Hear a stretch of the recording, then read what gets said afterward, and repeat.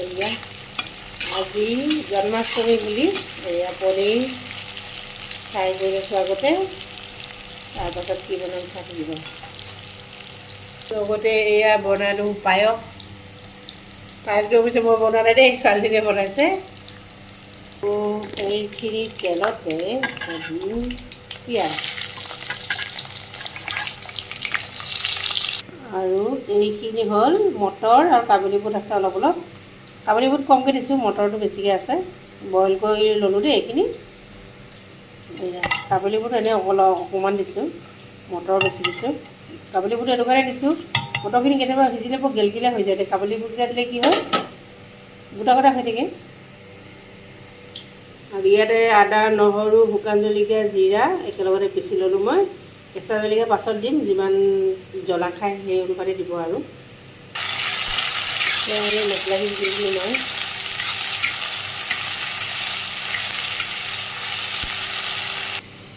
আৰু এই মছলা বাটিটো আখালি লৈছোঁ, ইয়াতে মই হালধি দি দিছোঁ।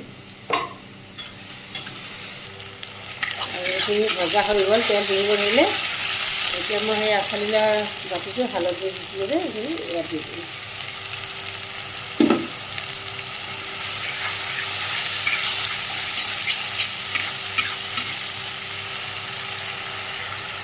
যিহেতু মটৰ ঘুগুনি হ'ব ন, গতিকে মছলাটো এতিয়াই ভালকৈ ভাজি ল'ব। আৰু ডাইৰেক্ট ইয়াতে মটৰখিনি বইল কৰা হৈ আছে, ডাইৰেক্ট পৰি যাব ন ইয়াতে। সেইটো কাৰণে মছলাখিনি পূৰা ভাজিব, তেতিয়াহে টেষ্টি হ'ব দেই।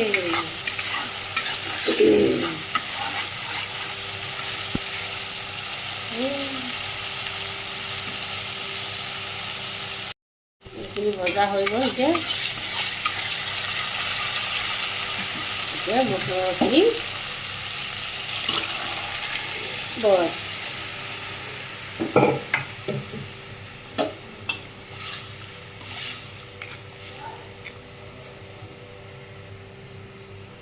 এতিয়া দিম পনীৰখিনি।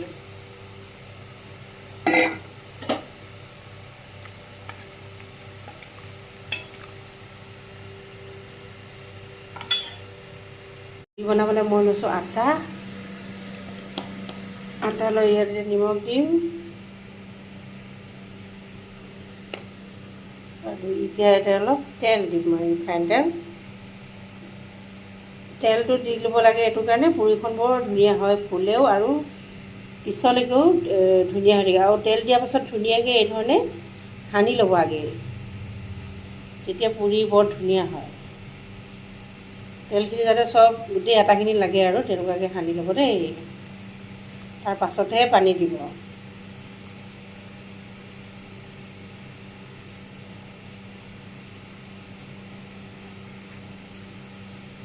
এনেকৈ পূৰা সানি লওঁ।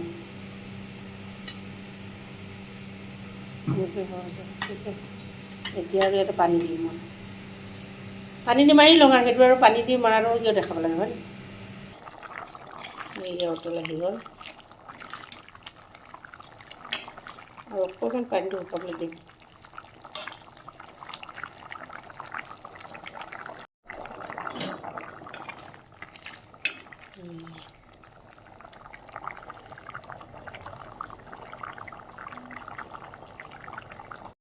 এতিয়া দিম ধনিয়া।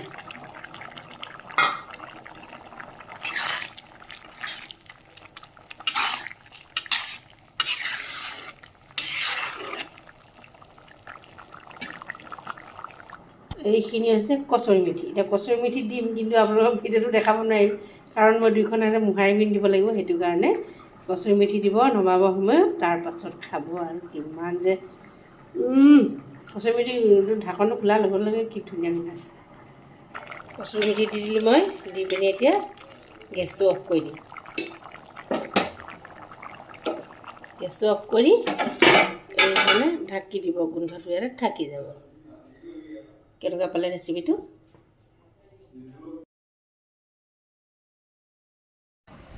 আৰু এয়া ফুলা ফুলা ৰুটি পুৰি। লুচিয়ে কয়, পুৰিয়ে কয়, আমি বেছিভাগ পুৰি বুলিয়ে কওঁ আৰু দেই। আৰু দেখিছে নাই কি ধুনীয়াকৈ ফুলিছে। গোলটো ভাল ধৰণে হোৱা নাই, যিটো তেলত বেলিলোঁ যে সেইকাৰণে অলপমান তেৰা বেকা হৈছে আৰু, কিন্তু ফুলিছে ধুনীয়া দেই, খাবলৈও ভাল লাগিব। আৰু এই আটাখিনি বৰ সোৱাদ, এইকেইদিন ৰুটি খাই আছোঁ, এইখিনি আটা ইমান ভাল লাগিছে খাই। আৰু এটা পুৰি বনোৱা দেখাই দিছোঁ। আৰু এয়া আজি এনেকৈয়ে জন্মাষ্টমী তিথি বুলি মটৰ পনীৰ লগতে পুৰি লগতে পায়সখিনি খুব টেষ্টি হৈছিলে। ছোৱালীজনীয়ে যিটো বনাইছে তাৰ পায়স বৰ ধুনীয়াকৈ বনায়। এয়া এতিয়া খাই লওঁ আৰু ন। খালোঁৱে বাৰু, এতিয়া ভিডিঅ' এডিটহে কৰিছোঁ পাছত দেই, গতিকে বাই বাই।